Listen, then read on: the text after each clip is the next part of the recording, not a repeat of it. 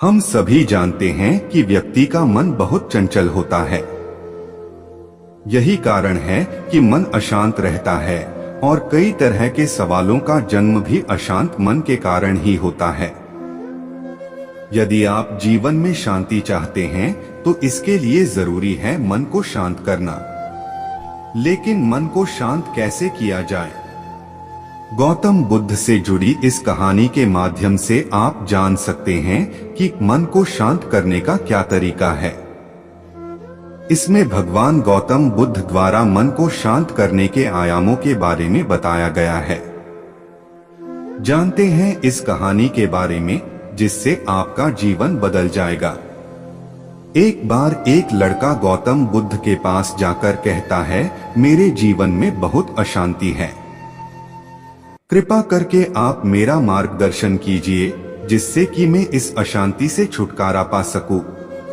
गौतम बुद्ध लड़के से जीवन की अशांति का कारण पूछते हैं। लड़का उत्तर देता है, अत्यधिक विचारों के कारण मेरे भीतर बहुत सारे विचार आते हैं जिससे मेरा मन अशांत रहता है। बुद्ध मुस्कुराते हुए कहते हैं, ऊपर आकाश की ओर देखो और बताओ कि तुम्हें सूर्य दिख रहा है। लड़का ऊपर देखता है और कहता है, धूप दिख रहा है। बुद्ध उससे पूछते हैं कि अगर तुम लगातार धूप में खड़े रहोगे तब क्या होगा? वह कहता है, मुझे अत्यधिक गर्मी लगेगी और शरीर में बेचैनी होगी। बुद्ध लड़के से कहते हैं कि अगर धूप में खड़े रहने से तुम्हें गर्मी लगती है तो इसमें दोष किसका है, सूर्य के ताप का या तुम्हारा? लड़का कुछ सोचने के बाद कहता है, इसका जवाब आप भी बताइए। बुद्ध कहते हैं, सूर्य का काम है ताप देना और ताप का काम है गर्मी लगना।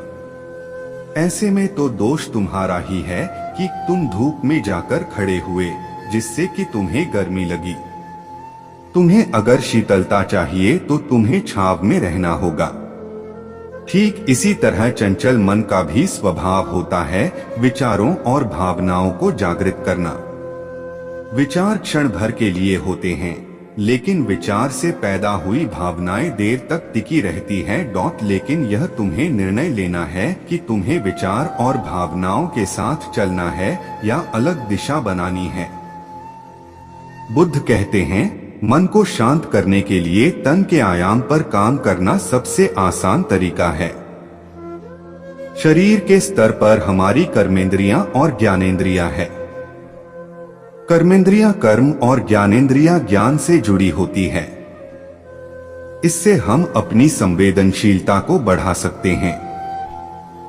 यानी हम जो भी काम करें उसे आनंद के साथ करें। मन के आयाम से हटकर तन के आयाम पर जाने से ही तुम्हारा चित्त शांत होगा।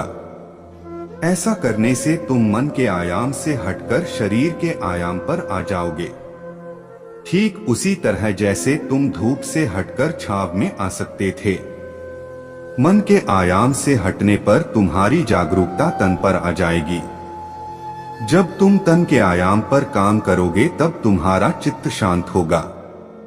इसलिए हर काम को तन के आयाम पर करने से मन स्वतः शांत हो जाता है।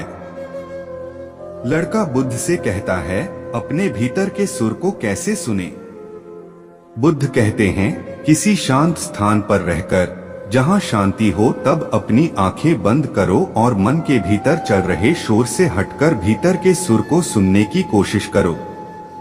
सुर निरंतर चलता रहता है, लेकिन बाहर के शोर के कारण तुम अपने मन के भीतर चल रहे सुर को नहीं सुन पाते हो। जब तुम अपने दोनों कानों को अपने हाथों से बंद कर दोगे तभी मन के सुर को सुन पाओगे।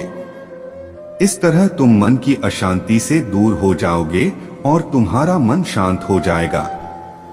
गौतम बुद्ध की कहानी के जरिए इस वीडियो में आपको अपने जीवन को कृतार्थ करने वाली जानकारी मिली हो तो कमेंट सेक्शन में अपने विचार जरूर शेयर करना।